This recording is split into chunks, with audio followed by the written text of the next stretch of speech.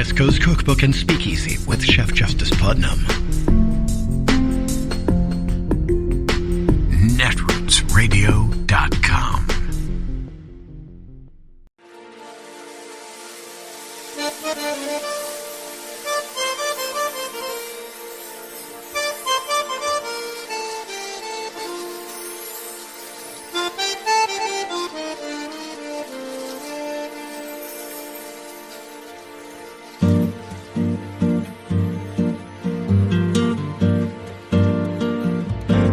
Je voudrais du soleil vert, des dentelles et des théières, des photos de bord de mer, dans mon jardin d'hiver. Je voudrais de la lumière, comme en Nouvelle-Angleterre. Je veux changer d'atmosphère, dans mon jardin d'hiver. Ma fleur sous la pluie de novembre, tes mains qui courent, je n'en peux plus de t'attendre. Les années passent, qu'il est loin, là je tombe. Nul ne peut nous entendre. Je voudrais du Fred Astaire, revoir un latte. I think we should be honest about America's supply and demand problem and why democracy is in a perilous place right now. The 2020 election is over, even though President Trump is still in denial about that. His claims of voter fraud are the fraud. Thus, reliable news sources are mostly moving on to cover President-elect Biden, to cover the transition instead. But there is an entire constellation of websites and talk shows that are in denial just like Trump. They are supplying disinformation about the election results. And wherever there's a huge supply, there is a high demand. These crowds in Washington over the weekend prove the point. These crowds are being deceived about the election. But there's demand for it. There's demand for a fictional universe. You know what? I don't want to call it an alternative reality anymore, because it is not reality. There's nothing real about this. But in this fictional parallel universe, the election was rigged. It was stolen out from under Trump, and Trump was the rightful winner. This is the new birtherism. We are going to be reckoning with the consequences of these lies for years. Now, I don't know what you thought after the election. I kind of thought this stuff would start to subside by now, nearly 2 weeks after Election Day. But think again, it is actually getting worse. These made-up stories and claims about voting machines and other fraud, they are airing all across Fox and other parts of the right-wing media world. Trump lawyers like Rudy Giuliani are being given free rein and lots of airtime to spread these lies to millions of people. Those lawyers are losing in the courts. So instead, they're fighting in the court of public opinion. They're fighting on Twitter, they're fighting on Fox, and on channels even further to the right than Fox. And there is a great, terrible supply of this content. That's true, but it is time to wrestle with the demand problem. Supply and demand. Now, to be sure, to take a page from Economics 101, supply sometimes creates demand, and social media algorithms sure do fuel it. But as Jay Rosen said right there, the demand is an important part of this story. There are lies about voter fraud all across social media these days. These lies would not be nearly as popular if there were no demand for it. These marches that Sarah Seidner was at yesterday, they would not be attracting thousands of people if there was no demand for this parallel universe. It's the result of a poisonous stew of social alienation, negative partisanship, severe distrust of news sources, and I'm sure there are other factors as well. Look, the Trump supporters in my life, the people who voted for him 2 weeks ago, they don't believe the election was rigged. They're moving on. Most people are moving on. Most Trump voters do not buy all the baloney that's being sold by Rudy and by Trump and by these others. But some do. It's hard to know exactly how many. But I think we can confidently say, as I look at the ratings reports and web traffic reports, that millions of people are buying into this parallel universe. Something remarkable has happened in the past week. Something I've never seen happen in the right-wing TV world. Fox has dominated right-wing TV for 20 years. But that situation, that monopoly control, is starting to break apart. Newsmax and One America News, channels that are further to the right than Fox, that are claiming Biden is not the president-elect. These channels are seeing a ratings surge. And some right-wing media viewers are expressing their frustrations with Fox. Why? Because Fox called Arizona for Biden early on, and because Fox is identifying Biden accurately as the president-elect. I want you to listen to a few of the comments we picked up on this week from Trump supporters. I don't trust Fox News. Or I don't even watch Fox anymore. Even Fox News is crooked. How bad is Fox News now? They're the enemy of the people. This is real. This is something real that's happening. Not among all Fox viewers. The network's ratings are still very high. But there's a balkanization going on, a breaking up of right-wing media, with some Fox fans giving up on the channel and going elsewhere instead.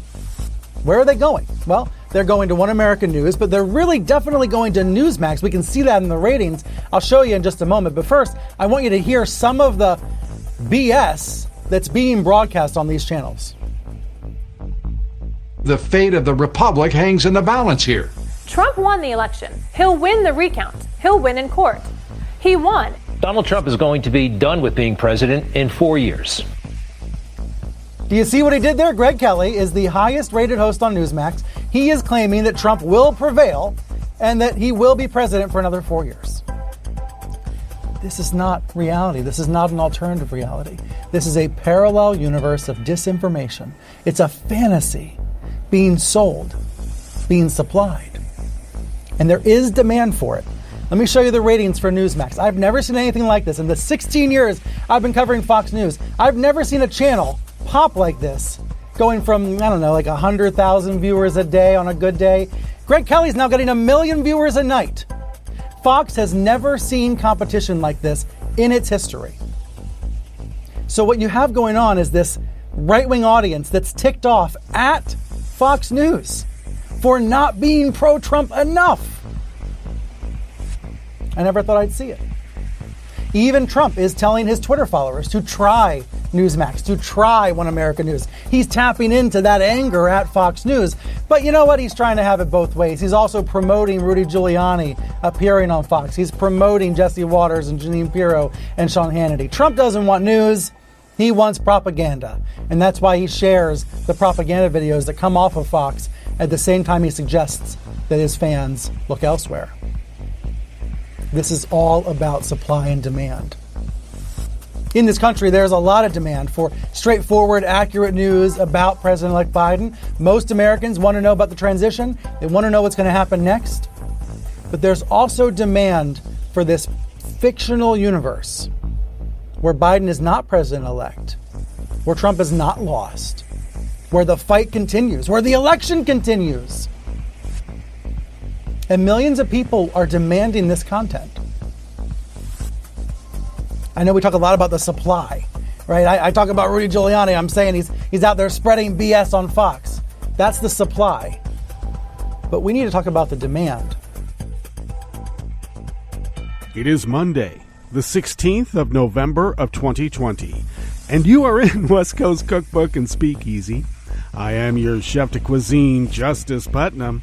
Gunner the English Bulldog is our snoozing sous chef. And our daily special is River City Hash Mondays. It's been another one of those weekends, yeah. It looks like Donald Trump's on a tear. He won the election, according to him. Now, Twitter disagrees, according to experts that call the election differently, apparently. And I guess Trump still gets to stay on Twitter. Now, everything that we've heard is that after January 20th, he's just a regular citizen, and, then they can do with him what should be done. Until then, we're stuck? I think not. I think they should just shut that account down. All right. And the Proud Boys and their fellow travelers, took over D.C., and then began to exact some violence on people. Of course, Antifa, whatever that is blamed. And Bill Barr will have to mobilize whatever extrajudicial actions he will take to tamp down that threat of Antifa. You know, anti-fascism. Got to get rid of that. Okay, let's be clear about this with the Proud Boys. They're not marching to extend rights to anyone. They were marching to take away rights. And they beat up a few people and stabbed a girl. Yeah. Well, I know the right wing said she had it coming. Also, I've been reading these Proud Boys and others who said that they were able to get a final resolution on their divorces in a week after their wives had voted for Biden. They filed for divorce and got a divorce in a week. Wow. I don't know. Things must have changed. Because I thought, in most states, you have to wait at least 30 days. And then in all those other states, you have to wait longer before you can even file. You have to go through a period, a 30-day period, like maybe you might reconcile. Maybe. So apparently the Proud Boys and these Trump voters whose wives voted for Biden were able to fast-track their divorces. I'm sure there's a lot of women out there who would like to know how that's done. I would think. So, also, what happened to Trump's hair? It was kind of blonde and wispy. Now it's gray and wispy. Did somebody say maybe the hair color might be deteriorating your brain function? I think it's a little too late to stop it now. The damage has already been done. You're not going to do any more damage. Just color his hair. Jeez. Or is it that all the hairdressers are afraid to come to the White House because that is a Superfund site now? My God. I would think that Biden and his team don't want to have any meetings with Trump for the transition, or with anybody in that administration for the transition in the White House. Boy, you'd have to wear a hazmat suit to be able to do that. Maybe Joe will. But until then, maybe it's good that Pompeo et al. Is just ignoring the fact that Joe Biden won the election. Okay, I just remember back in the day when they, with a capital T, blamed the destruction of America, the potential, the inevitable destruction of America on a bunch of hippies. Well, they were probably right, because those hippies grew up to be Nazis. I can't tell you how many people I know who lived on the commune back in the day but vote for Trump today. What is that all about? Yeah, they say, well, I grew up and saw the world for what it was. Yeah, no wonder. I sort of remember them as being the ones who didn't really want to work on the commune. They wanted other people to work. And they were living off mommy and daddy's credit cards, too. Isn't that weird? Yeah.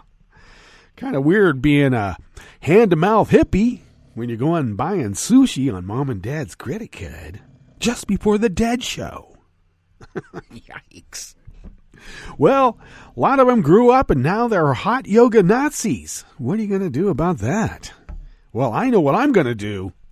I'm going to ignore them. And I don't mean ignore them like they don't exist. I'm just not going to listen to them. You can't really ignore the fact they exist. And I should say I'm going to try not to listen to them because they're pretty loud and obnoxious. We did have a gathering of what the newspapers here call Trump supporters, which is just a nice way of saying Proud Boys, 3%ers, and Oath Keepers, exacting violence on anybody who might be a liberal, Trump supporter. Here in Oregon, we had a demonstration along with this million-man march that had about 11,000 people max. Yeah, can't Sharpie that one out. They tried. They really tried. They showed a picture of really about 800 people and said, million. It's a million. Wow. Crowd size. You got to wonder about somebody who's worried about crowd size. Uh-huh. Okay. Well, once again, that was not a demonstration to confer rights on people, but to take away rights. And, they even, there's even documented film and evidence of these Proud Boys beating the crap out of the press. Walking down the road going, the press sucks, or whatever the chant was that was anti-press. And as soon as someone in the press wanted to ask a Proud Boy a question, he got the crap beat out of him. Well, I mean, he got punched pretty hard by a few guys. And he did ask, why the F you hitting me? So, because they're fascist brown shirt thugs. That's why. And they have been activated to do the job. And they know what their job is, and they are doing it. That's why Trump was telling the D.C. police to beat the crap out of anybody who's not a Proud Boy. And I don't know. There were 10 people arrested. I haven't heard what their political affiliations are, but I can guess. Probably a grandma who said, I voted for Biden. Oh, well, we have to arrest you. You're in the way of these Proud Boys. Which makes you wonder, are the police the Proud Boys too? I would suspect something like that. And I think my suspicions have a bit of validity. They do. Well, what else is going on? We're going to have a lockdown here in Oregon starting on the 18th. And in the county that I'm in, Jackson County, we may have to go longer. And the maggots are so upset. That jackboot Nazi Kate Brown, our Oregon governor, demanding that we not express our God-given rights as Americans. Well, you know what? You whining assholes are the reason why we're going to have to probably go more than the 2-week lockdown in this county. Because of the intractable denial of this pandemic. Wear a mask. God, I got to say, people are still a little concerned about being able to tell a maskless maggot to wear a mask because they always carry guns. And they determine what is polite conversation. He who has the gun, and I should say she as well, has the gun, determines what polite conversation is among polite society. So you don't tell somebody like that to wear a mask. Because they have a God-given free speech right to pull that gun out and tell you to shut the F up. Because this is America, after all. And they have more rights than, well, I guess everybody. Oh, which reminds me, a Cuban voter who voted for Trump was asked in Florida, do you know what socialism is? Oh, God. And this is a Cuban ostensibly came from Cuba under the, the yoke of Fidel. Had to escape it. And what was socialism to her? Well, socialism is anybody who goes against their race. And Biden is going against his race because he's not black. He's helping black people. Is that what socialism is after living in Cuba, please? God. Well, maybe it is. Maybe Fidel gave rights to black Cubans and he's not black, so therefore that's socialism. Maybe that's where it came from. I don't know. All I do know is that kind of dimwit voter, I don't know. They passed a citizenship test ostensibly to be able to vote. Now, I know they could have been born here from Cuban expatriates. I know that. But I don't think so with this lady. So, that is a continuing theme among the GOP. It is about race. I'm hearing what's now. Oh, I'm hearing that voters voted for Trump because of cultural anxiety now. First it was economic anxiety. Now it's cultural anxiety. It's all racism. Before it was actually hidden a little bit. Oh, it's just economic anxiety. Cultural anxiety sounds like you're pretty much upset about, well, the culture of other cultures. How dare they invade our country? Well, I would think that there's, some indigenous peoples who might be a little bit more concerned about that, and rightfully so. All right. Navajo Nation helped lift Biden to victory. And probably because the Navajo Nation is being decimated by COVID-19 with no help from the feds. So that is quite a voting bloc, and I think the Navajo Nation should be getting a bit more credit for what they were able to do down there in New Mexico and in Arizona. I guess you'd have to count parts of Nevada too, maybe. But regardless, I don't see a whole lot of reportage. I see some, but I would like to have the credit put where it is due, and the Navajo Nation did stellar work and needs more credit. Yeah, but I don't know. They'll probably give the credit to some, white women who just couldn't vote for Trump. They really wanted to, but they just couldn't. And even though lots of white women did. Yeah, I hear that, did Trump increase his vote among white women or decrease? I hear conflicting reports on that. We'll see how that shakes out here by the end of the year, too, when we do a forensic analysis of the election. So, quite a weekend. Yes, quite a weekend. Well, Gunner is tired out, as you can tell. He's snoozing away. So let's get into what else is on the menu here. Starting off in the Bistro Cafe of West Coast Cookbook and Speakeasy, River City Hash Mondays. Well, at the top, that was Stelter talking about how Fox News now has competition for disinformation like never before in its history. Never before in its history did they have competition for disinformation like this. But they do now. And according to Stelter, it's a supply and demand. That's right. If there is no demand, there would be no supply. On the rest of the menu, residents of a small South Carolina town insisted the injection of a banned chemical in the town's water system is an environmental injustice, and it is. Large parties could trigger fines or jail time during Oregon's coronavirus freeze that starts this week, right on the 18th, as I mentioned. And North Dakota nurses worry about working with sick colleagues because they're told to go in even if they're sick.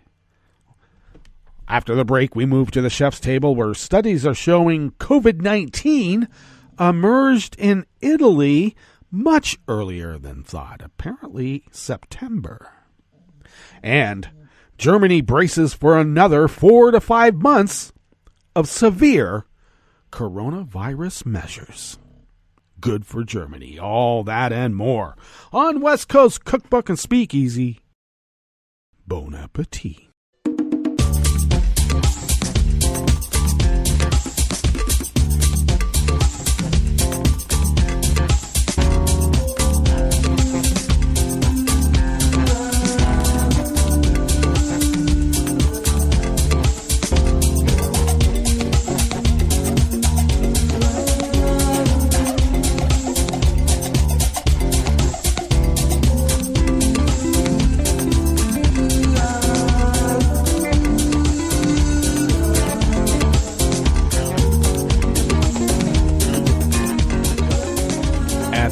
Bottom of our homepage at netrootsradio.com. To the rightish of the page is the chat room link monitored by Kelly Lincoln. Thank you, Kelly. To the leftish of that chat room link near the bottom of our homepage at netrootsradio.com is the link to our Patreon page. And of course, that's there because even though the bulk of what we do here comes out of our own wallets, we would be unable to do it without you. And your generosity has sustained us, for almost 10 years now of continuous 24/7, 365 Resistance Radio, and we thank you for that. If you could afford an espresso-type coffee drink and send those funds our way once a month, we're able to stretch those dollars and continue resisting as the founders originally intended. And I'm not talking about Coney Bryant's originalism here, all right? I'm talking about the original intention of what it is to be a representative democracy, and we're trying to do our civic duty, and we're able to do it because of your generosity, and we thank you from the bottom of our hearts, and that is with complete sincerity. Thank you. If you would like to follow Netroots Radio on Twitter, it is so simple because Tom made it simple. You just go to @Netroots Radio. Thanks, Tom. Thanks for taking care of that. If you would like to follow me, and you might as well, because I post the show notes on Daily Co's about 10 minutes before showtime, and then get that linked up on Twitter @JusticePutnam. So follow me there. And then I get it linked up on other social media platforms too. Not Facebook, not me personally. We have some workarounds. But Facebook is what they are, and we already know about that story. So go ahead and follow the show also on Twitter @CookbookWest, and pick up podcasts by way of Spreaker, Stitcher, TuneIn, iHeart, YouTube, iTunes, etc., etc., etc., etc., etc., etc., etc., etc., etc. Okay, I had on last week's Thursday, Metro Shrimp and Grits Thursdays, I did get a comment on the show notes and links diary on Daily Co's about they would like to have the recipe for Metro Shrimp and Grits. And it occurred to me, you know what? I did not put the recipe down on any of these specials. And we've been doing this permutation of the show because it was something quite different for quite a few years. Remember that? Yeah, it was like an after-show party. Sort of. Anyway, I've been bereft, and I will get those recipes posted up on the show notes and links diary, and that way you can try to do it at home. And they're really quite simple. I do like complex recipes to construct. They're quite fun, but look. Eating is for us. We don't need to be complete scientists, though it's nice. The idea of food is to share, and sometimes simple is better. Yes, indeed. So I will attempt to get those posted up because I didn't do it for River City Hash Mondays today. But I will just say, if you wanted to, you could make like a frittata, throw some country fries in it, scramble it all up together, and that would be sort of like a hash, sort of. But I will give you a recipe because the hash recipe can change by what is available from the weekend. That's why it's River City Hash Mondays. Alrighty. So let's get in. Oh, one other tidbit of information. I did mention also that my mom had taken a tumble, face planted, and hurt some ribs and bruised the heck out of her.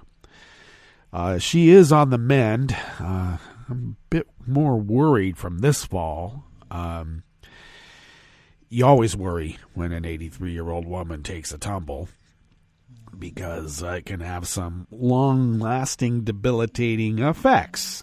And so, I'm a bit more worried from this tumble. She's a tough gal. But this one, it maybe it's just another one of these realizations that we all come to realize is that, life is finite. And we're not youngsters anymore. And we might as well take due caution. But she is much, much better. And I can tell because she wants to pratter about and do chores that make no sense. It's just something to do. And I'm glad that she's doing it. So thank you for your prayers and thoughts. I'm not a big believer in the power of prayer. But hey, I'm also a believer that it can't hurt. So thank you. Thank you for all of your goodwill and good wishes. It really does help, especially when I show her. she's astounded. Really? You told people about this? Yeah, Mom. You're my mom. Okay. Well, let's dive into this first offering that we have here in the Bistro Cafe of West Coast Cookbook and Speakeasy. And it comes from anonymous worker bees at the state, which is out of South Carolina. Residents of a small town that injected an unapproved chemical into their drinking water for 10 years want the chemical manufacturer and South Carolina health regulators to pay for exposing them to the unauthorized water additive. I would call it banned. Berry Systems, Inc. and the South Carolina Department of Health and Environmental Control face potential liability over the use of halosan in the town of Denmark, a remote community that for years has drawn complaints about the quality of its drinking water. Lawyers for the residents asked a court this past week to add Berry and the health department to a 2018 class action lawsuit against Denmark over halosan.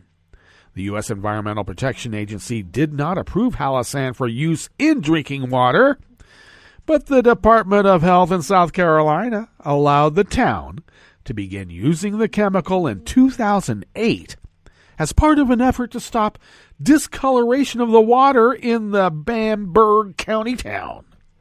Federal regulators suspended the use of the chemical in 2018 after discovering it had been added to Denmark's drinking water to kill slime and make the water clearer.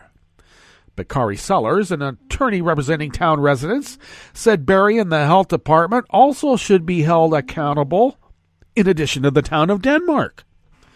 It is an environmental injustice, he said.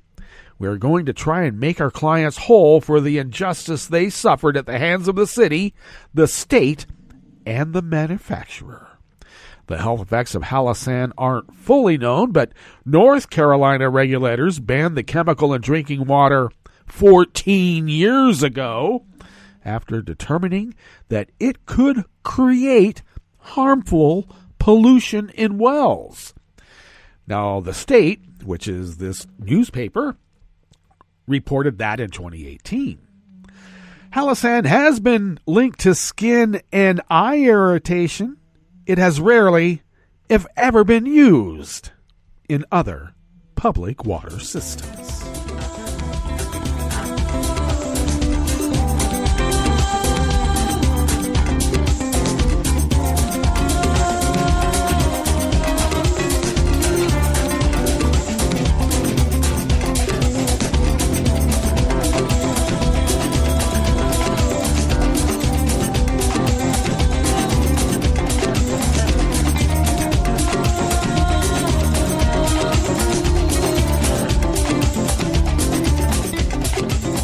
Mike Rugaway of The Oregonian brings us this next offering here in the Bistro Cafe of West Coast Cookbook and Speakeasy, River City Hash Mondays. As coronavirus infections soar across Oregon, Governor Kate Brown indicated on Friday that she intends to take a much harder line to enforce her new freeze order that limits the size of social gatherings to no more than 6 people.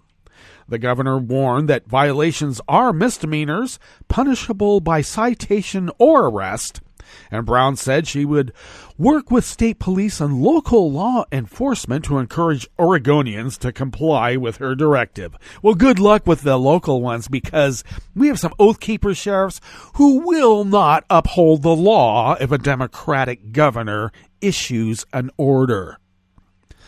What are we going to do about them? For the last 8 months, I've been asking Oregonians to follow the letter and spirit of the law, and we have not chosen to engage law enforcement, Brown said. At this point in time, unfortunately, we have no other option. The governor's office cited emergency authority granted to her by Oregon law. Violators could face up to 30 days in jail, a fine of up to $1,250, or both. That's the same set of penalties the governor's office described for her stay-home order at the pandemic's outset last March.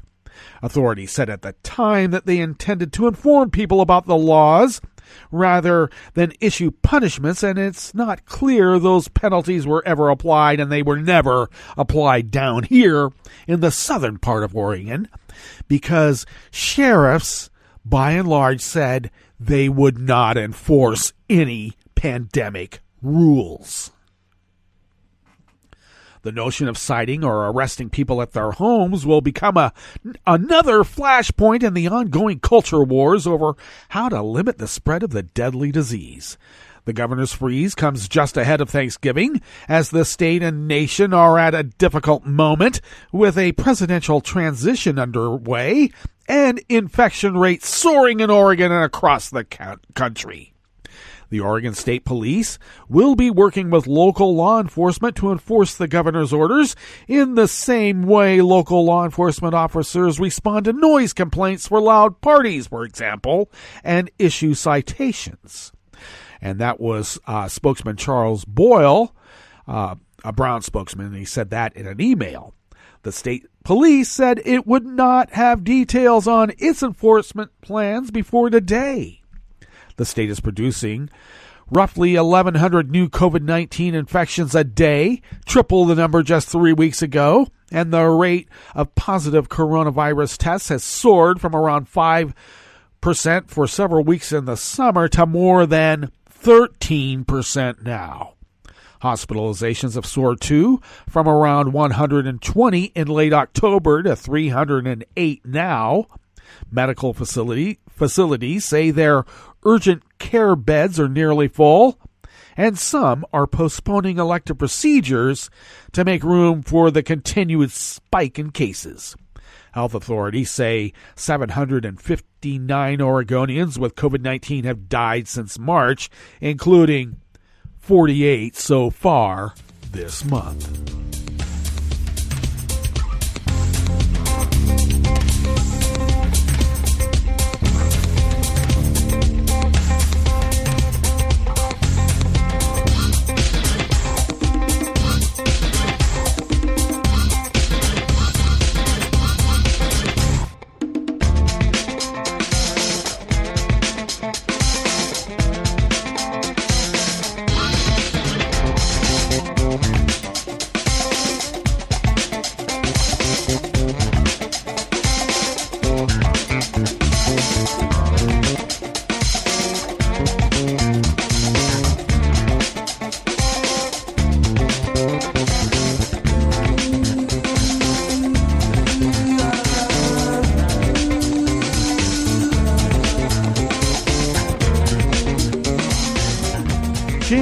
McPherson and Stephen Groves of the Associated Press bring us this final offering here in the Bistro Cafe of West Coast Cookbook and Speakeasy.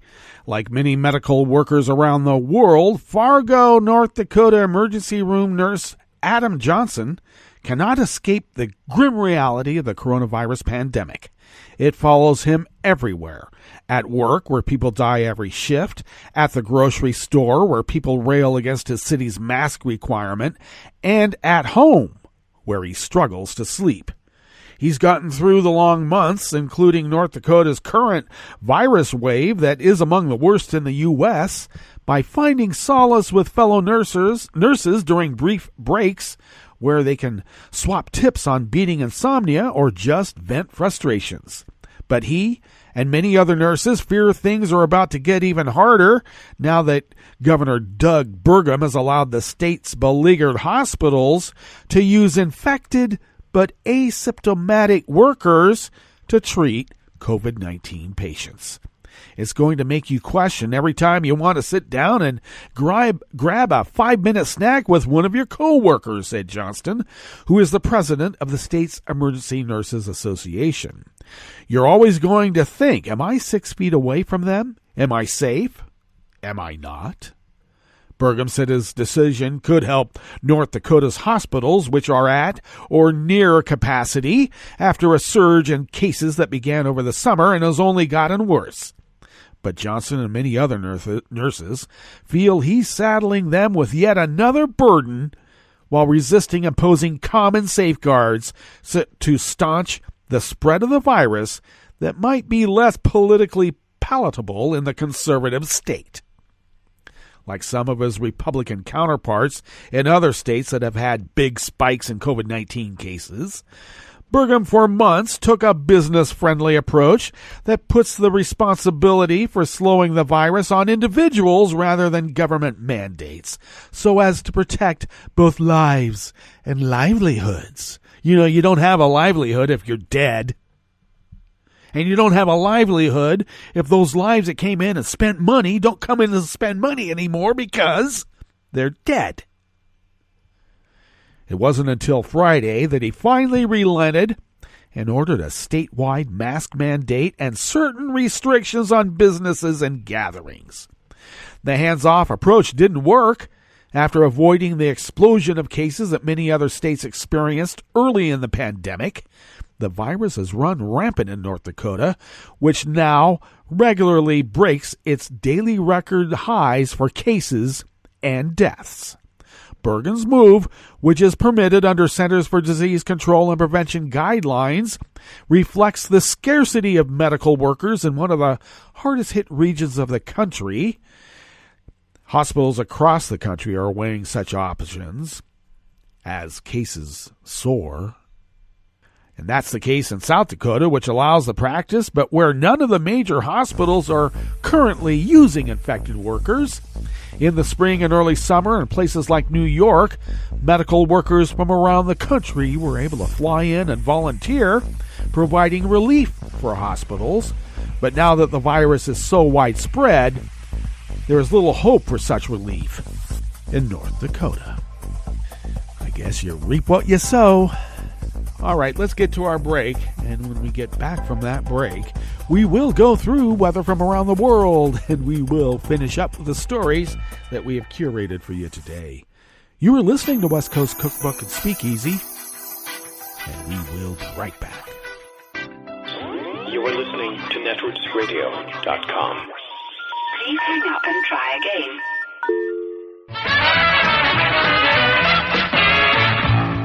From a point at sea to the circles of your mind, a new force is at work for planetary transformation. New radio for a new Earth.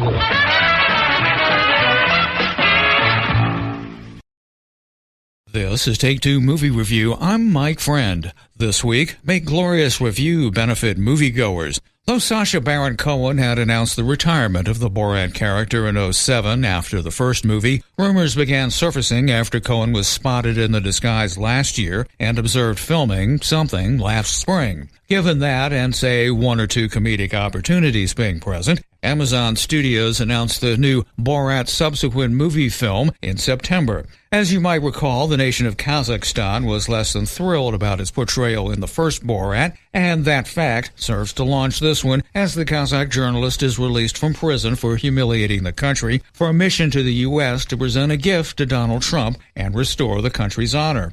Arriving in Texas, the mission mutates from giving Trump a monkey to presenting Mike Pence with his daughter Tutar, played by the Bulgarian actress Maria Bakalova in her breakout English language role. Her character in many ways reprises that of the wonderful and hairy Asimov in the first movie. Hijinks ensue as the pair, separately or together, experience America, including a coming-out party for Tutar, a visit to the CPAC convention, a synagogue full of Holocaust survivors, a state fair where Cohen is a country singer, and a rural cabin full of animal heads and QAnon folks. Then, of course, there's the Rudy Giuliani scene, and no spoilers here, but the pandemic is explained too. Humor as political commentary is about as old as humor itself, or political commentary itself, and Borat, subsequent movie film, is as good as it gets. And while we all wish Cohen the best in the future, as Trump moves into our rear view, we should hope the future will present a less target-rich environment. This has been Take Two Movie Review. I'm Mike Friend. Catch up with us at TakeTwoMovieReview.com and feed us back on our channel on YouTube.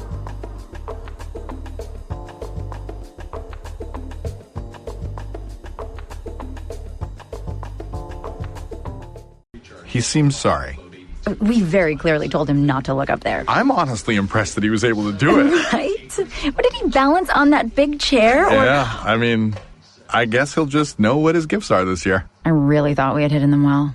If they can find their presents, they can find a gun. 911, what is your emergency? Every day, 8 kids and teens are unintentionally killed or injured by loaded and unlocked guns. Learn how to make your home safer at endfamilyfire.org.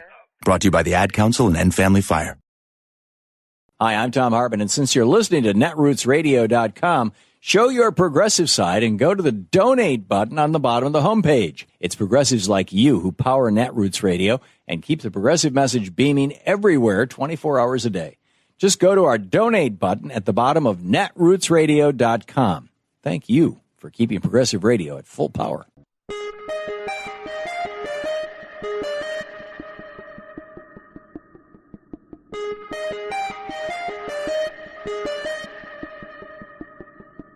Could the Supreme Court kill Obamacare, the Affordable Care Act, all 955 pages of it, for lack of a few words? I'm Bill Newman, and this is the Civil Liberties Minute. In November, the Trump administration argued to the Supreme Court that it should kill the entire ACA because one provision is unconstitutional. Previously, the High Court had ruled that the ACA's individual mandate, which requires people to have insurance or pay a tax, was constitutional because that provision fell within Congress's power to tax. But after that, Congress eliminated the tax, which meant that the basis for the Supreme Court's decision no longer existed, and so the Supreme Court now is expected to strike down the individual mandate, which raises the issue, what happens to the rest of the law? Or in legal parlance, is it severable? Some laws have what's called a severability clause, a few words, a simple sentence that says, if one part of the law is declared illegal or unconstitutional, the rest of the law survives. That is, it's severable. Some laws have a non-severability clause. Many laws don't say one way or the other, and the ACA is one of those, which leaves it up to the court to decide, which means when the court is declaring a piece of a law unconstitutional, should it use a scalpel or a bulldozer on the rest of it? The fate of Obamacare and the health insurance that it provides for 20 million people may depend on the answer to that question, which we'll learn in 2021. The Civil Liberties Minute is made possible by the ACLU because freedom can't protect itself. Big high walls can be troublesome. Ask Humpty Dumpty. However, for a real-life epic story about wall troubles, ponder the trials and tribulations of our very own president. He can't seem to get his one big beautiful wall funded or even taken seriously, much less built. Trump has continuously demanded that Congress shell out more than $10 billion of our taxpayer dollars to erect a monster of a wall across some 2,000 miles of the U.S. border with Mexico, ranting that his magnificent edifice would keep aliens from entering the U.S. from the south. But even when his own party controlled both houses of Congress, his grand scheme went unloved, unfunded, and unbuilt. Still, he persists. In January, he directed officials to put up a demonstration section of his 30-foot-tall wall to show the world how effective the Trump bulwark would be. But the thing blew over, not from a hurricane-force storm, but from moderate winds topping out at only 37 miles an hour. Embarrassing. More embarrassing was a personal visit Trump made to San Diego last September for a media event hailing a new SuperTech model of wall that he declared would be, quote, virtually impossible for violators to climb, signing his name on the structure. I tell you this strongly, Humpty Trumpety said, no more people can come in. But a climbing group in Kentucky built a replica of that wall and held an up-and-over competition. Winning time was 13.1 seconds. Dozens of competitors easily topped it, including an 8-year-old girl and a guy who climbed it one-handed while juggling various items with his other hand. This is Jim Hightower saying, one thing that truly is impenetrable is Trump's locked mind, refusing to let him see how silly this extravagant folly is. Need an antidote to the progressive blues? Want some good news about how grassroots folks are rebelling against the corporate powers and winning? Well, here's an easy-to-swallow pill for you. The Hightower Lowdown. Hightower's monthly newsletter will give you the lowdown, even as it lifts you up. It's 4 pages a month, jam-packed with facts you can use, actions you can take, and Jim's own Texas humor, all for only $15 a year. To become a lowdowner, go to hightowerlowdown.org. I'm Rick Smith, and this is Labor History in 2. On this day in labor history, the year was 1982. That Tuesday, the National Football League players ended their 57-day strike. The the league scrambled to get the new season going, scheduling games for that very next Sunday. The shortened 9-game season included 2 games played before the walkout, and the rest after the strike ended. The biggest issue that led to the strike was compensation and benefits. The NFL had seen a surge in television revenue with a new 5-year contract worth $2.1 billion. The players asked for 55% of the league's growing profits. The Players Association also wanted a minimum pay scale based on years of service and improvements in health care and retirement benefits. The owners flatly refused. On September 20th, the Green Bay Packers beat the New York Giants in a Monday night football game. The next day, the New York Daily News reported, quote, "For the first time in its 63-year history, labor troubles will throw the NFL for a loss." By a unanimous vote of its executive committee, the league's Players Association yesterday voted to call a strike. The article continued by writing, quote, "The players stressed that they had been forced to call the strike in frustration over what they termed management's twin failures to take them seriously and to bargain in good faith." Sports Illustrated summed up fan sentiments about the strike with a cover headline reading, over the image of a deflated football. Finally, the two sides came to an agreement. The players won raises, bonuses based on years in the league, and severance packages for retiring players. But the gains were far below the union's goals. Bitterness lingered, and 5 years later, the players would be on strike once again. Like what you hear? Check out more at laborhistoryin2.com.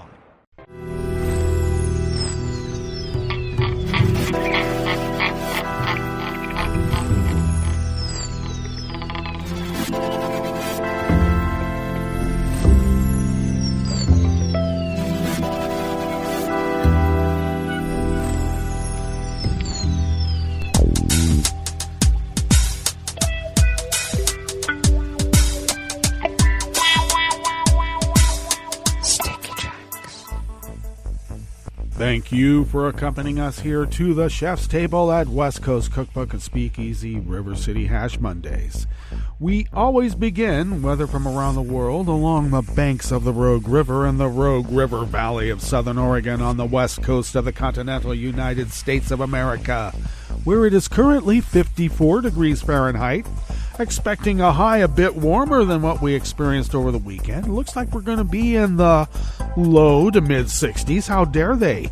Mostly cloudy skies. Winds will be light and variable, though tonight, beginning at 1 a.m. and continuing through tomorrow, we do have a high wind advisory. And I should warn folks that we are being warned that we could have power outages because of the velocity of the winds. Could be topping out at 60 to 70 mile per hour gusts with sustained winds of 20 to 40 miles per hour. Get out. So if that does happen, stand by. Hopefully work crews will have our power restored right away. And it looks like we're going to be coming cloudy tonight with an occasional rain late. And we should have about 1/10 of an inch of rain. We had quite a downpour over the weekend too. Yesterday we had an inch of rain, and on Saturday we had almost an inch of rain. Periods of rain tomorrow with a high in the mid-50s, and winds will be out of the south-southwest at 10 to 20 miles per hour, which is what they will be tonight. And we're expecting actually over 1/4 of an inch of rain tomorrow. Now, as I intimated during our news read about the freeze that we will be experiencing beginning on the 18th and ostensibly until the 2nd of December, though in my county we may have to go longer, the confirmed coronavirus cases in Jackson County down here in the southern part of Oregon, and this is only a partial from the weekend, we are now at 2,694. We have been going in increments of 50 to 100 cases per day. So we will be topping 2,700 by the end of the day in terms of reportage, and we'll report that tomorrow. The deceased have increased now of confirmed deceased to 10, which is still a gross undercount. Pollen is rated at none here in Rogue River proper. The air quality index in the region is good at 32 parts per million. And the daytime UV index is low at 1. Can't get much lower than that. Barometric pressure is falling at 30.05 inches. Visibility is down to 3 miles. And relative humidity is at 99%. Weather from around the world is brought to you by people's personal weather stations that they purchased. These people planted these purchased personal weather stations somewhere on their property, and these people positively live around the world. London is 53 and mostly cloudy. Paris is 54 and cloudy. Rome is 64 with rain. Kyiv is 32 degrees and cloudy. Kabul is 35 with smoke. They have to keep warm, and they're cooking too. Hong Kong is 70 degrees and fair. Tokyo is 60 and clear. Sydney, Australia is 68 and mostly cloudy. San Francisco, California is 51 and partly cloudy with its own wind advisory. And New York, New York is 51 degrees Fahrenheit, sunny with a tornado warning. And that is weather from around the world, brought to you by people's personal weather stations that they purchased, and these people planted these purchased personal weather stations somewhere on their property, and these people positively live around the world.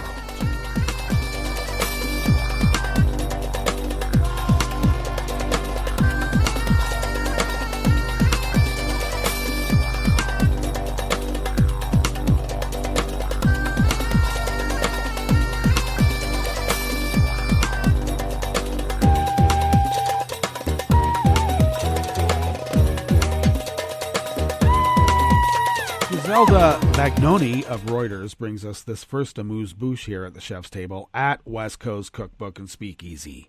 The new coronavirus was circulating in Italy in September of 2019. A study by the National Cancer Institute of the Italian city of Milan shows signaling that it might have spread from China earlier than thought. The World Health Organization has said the new coronavirus and COVID-19, the respiratory disease it causes, were unknown before the outbreak was reported in Wuhan, central China late last year. But it has said the possibility that the virus may have silently circulated elsewhere cannot be ruled out.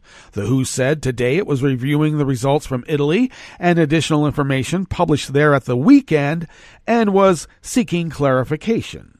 Italy's first COVID patient was detected on February 21st in a small town near Milan in the southern region of Lombardy. The Italian researchers' findings, published by INT Scientific Magazine Tomare Journal, show an 11.6% of 959 healthy volunteers enrolled in a lung cancer screening trial between September 2019 and March of 2020 had developed coronavirus antibodies well before February.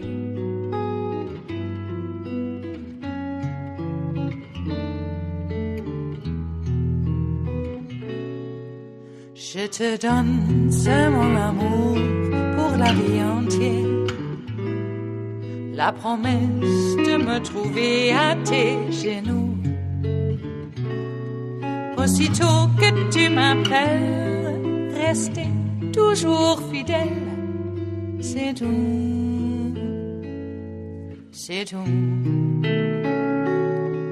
Je te donne tous mes printemps, mes étés de mer, mes automnes quand les feuilles tombent partout. Si ce n'est pas une bonne affaire, je te donne tous mes hivers. The ever-present anonymous worker bees at Reuters bring us this final amuse-bouche here at the chef's table at West Coast Cookbook and Speakeasy. Germans should brace for another 4 to 5 months of severe measures to halt the rise in coronavirus infections and should not expect the current rules to be eased quickly, Economy Minister Peter Altmaier told the weekly Bild am Sonntag. We're not out of the woods yet, he said, referring to infection numbers. We cannot afford a yo-yo shutdown with the economy constantly opening and closing. Germany has imposed a set of measures dubbed a lockdown light to rein in the second wave of the pandemic that the country is seeing, in common with much of the rest of Europe. Data from the Robert Koch Institute for Infectious Diseases showed the number of confirmed cases in Germany increased by 16,947 to almost 800,000. Weekend figures tend to be lower as not all data is reported by local authorities. Indeed. Well, that brings us to the end of our broadcast period for the day, and you know that Netroots Radio will broadcast on, and we'll meet up tomorrow for Terrytown Chowder Tuesdays. So do stay tuned to Netroots Radio all day and all night for all the breaking news as it breaks, and we'll meet up here tomorrow, right here in West Coast Cookbook and Speakeasy. Bon appetit.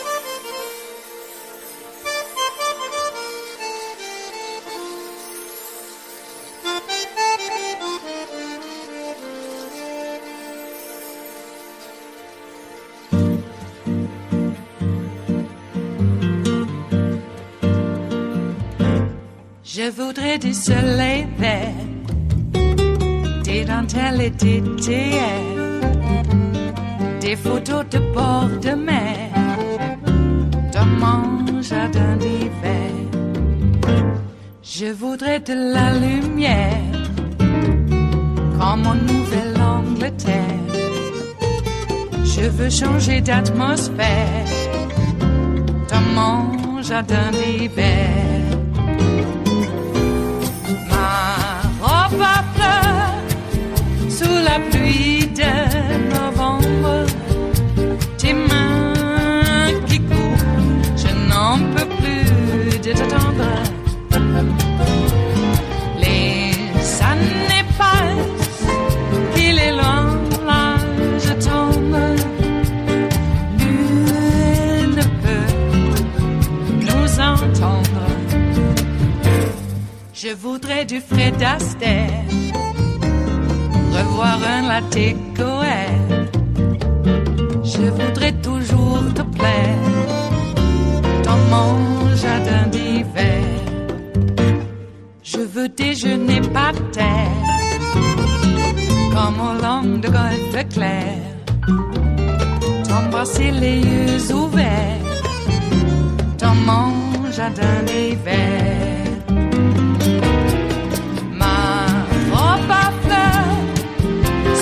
Pluie de novembre, tes mains qui courent, je n'en peux plus de t'attendre. Les années passent, il est loin, là je tombe. Nul ne peut nous entendre. Ba-da-da-dum-di-da-dum. Ba-da-da-dum-di-da-dum. Ba-da-da-dum-di-da-dum. Dans mon jardin d'hiver. Ba-da-da-dum-di-da-dum. Ba-da-da-dum-di-da-dum. Ba-da-da-dum-di-da-dum. Dans mon jardin d'hiver. Dans mon jardin d'hiver. Dans mon jardin d'hiver.